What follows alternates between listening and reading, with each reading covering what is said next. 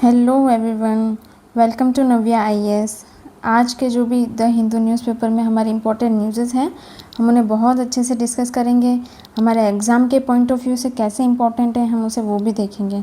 ठीक है, चलिए शुरू करते हैं। Industrial heat pump and the case for cleaning industrial heat. ये आर्टिकल किस बारे में है? ये जो हमारी कंपनीज़ हैं, औद्योगिक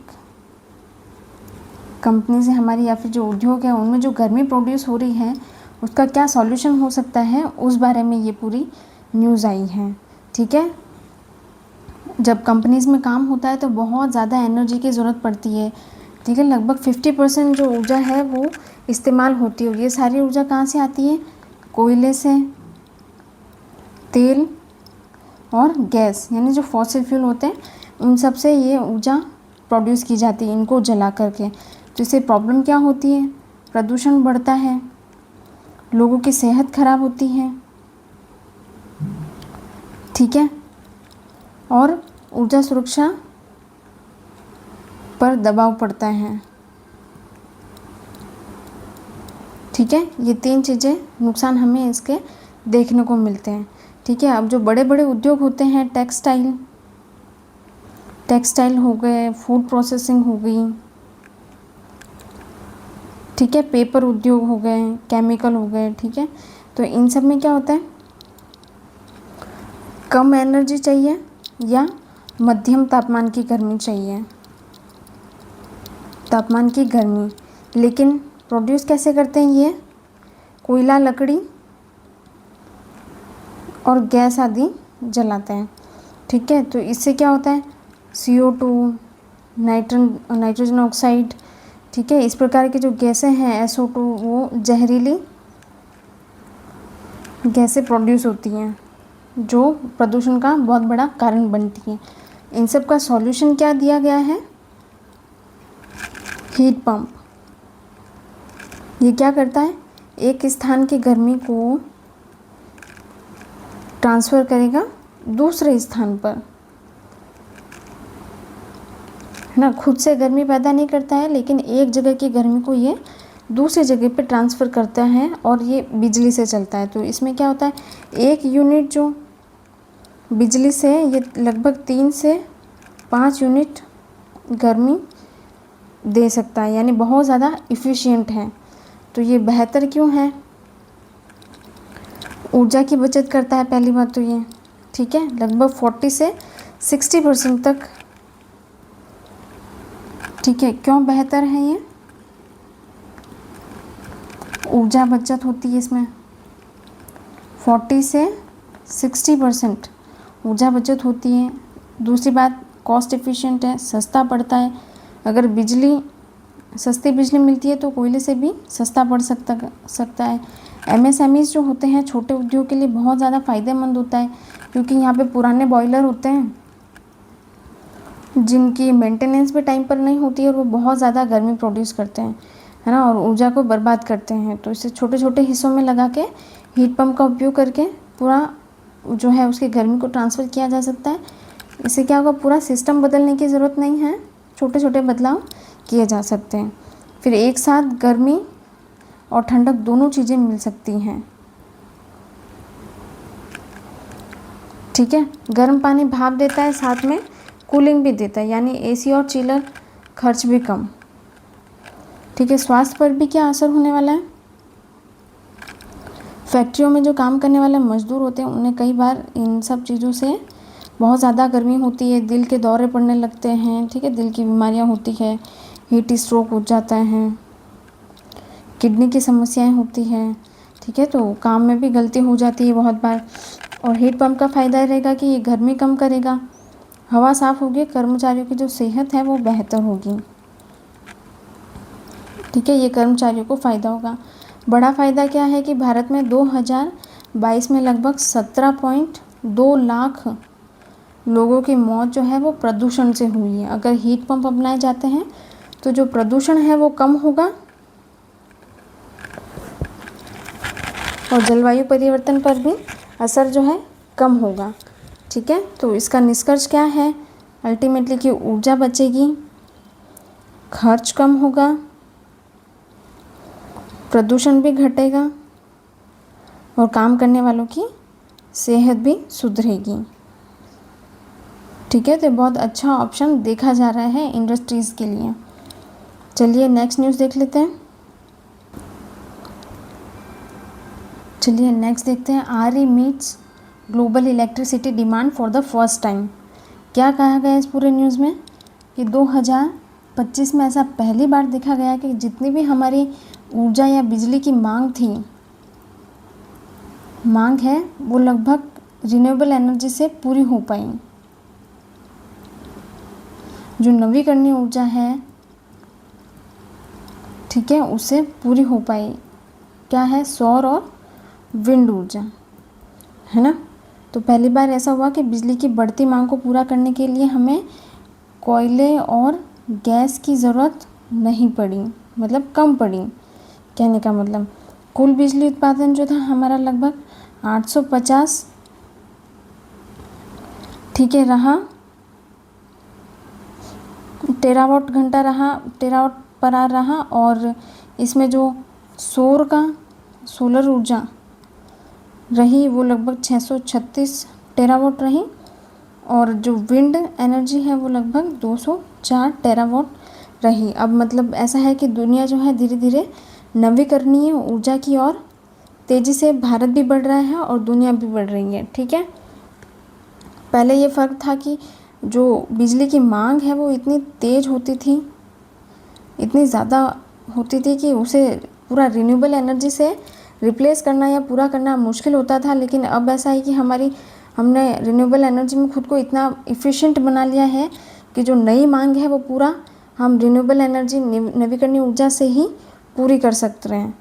ठीक है, पहली बार जो बड़े बड़े देश चीन और भारत में, दोनों में ये देखा गया कि फॉसिल फ्यूल की जो ज़रूरत है हमें कम पड़ी। ठीक है, भारत की स्थिति अभी भी ये है कि हम आयात ज़्यादा करते हैं।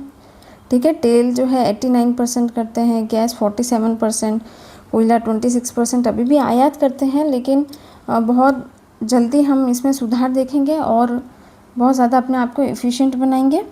भारत की जो ऊर्जा सुरक्षा है वो अभी भी कमज़ोर ही है। कुछ युद्ध का असर भी देखा गया है कि भारत का जो तेल आयात है वो 70% कम हो गया। तेल की जो कीमत है 72 डॉलर से बढ़ के $113 प्रति बैरल हो गई है। तो सीधा असर जो है हमें एलपीजी सिलेंडर के ऊपर देखने को मिला इसका। ठीक है, सरकार ने 30,000 करोड़ और ज़्यादा अतिरिक्त खर्च करने पड़े इसके ऊपर। गैस और एलपीजी की स्थिति क्या है? गैस का उत्पादन जो है,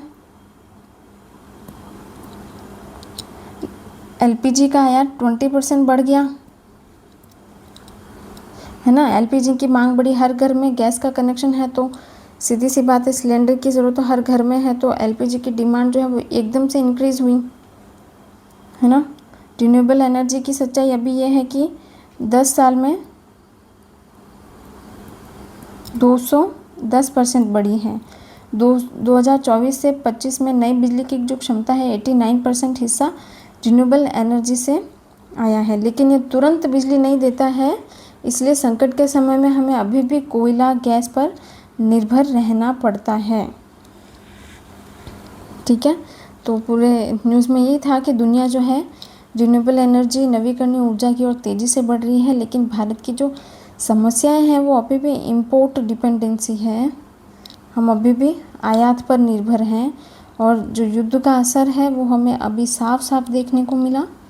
ठीक है, जिससे हमारे एलपीजी और हमारा जो ऊर्जा संकट है हमारे ऊपर भी देखने को मिला। तो हमें ये काम करना होगा कि हमें आरई के सेक्टर में ज़्यादा काम करना होगा, बढ़ानी होगी अपनी नवीकरणीय ऊर्जा को, और साथ ही एनर्जी सिक्योरिटी भी हमें मजबूत करनी होगी हमारी। चलिए नेक्स्ट न्यूज़ देख लेते हैं। चलिए नेक्स्ट न्यूज़ है हमारी 8C। क्या है इसमें?